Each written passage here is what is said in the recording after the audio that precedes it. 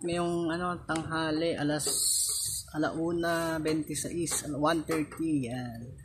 So kuya siyang nag-charge. Bali, dalawang electric fan ang gumagana, tapos ayun 179 kilowatts.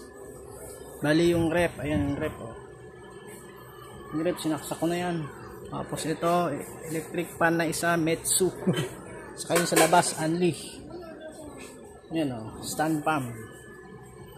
Tapos yung dito sa isda, yung pump niya. Saka ito, saka yung sa loob, mga ilaw. May ilaw sa loob Kaya yan, kung konsumo niya ay 174 watts ngayon. 174 watts, medyo makulimlim, kaya medyo ito umiinit. Tapos pag uminit siya, nagbo-blower ang ating charger, MPPT charger.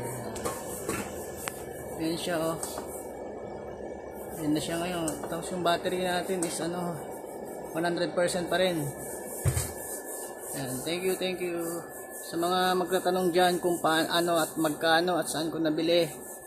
Abangan nyo po ang aking vlog at yung mga link na saan mabibili yung mga ito. So installation wala pa dito.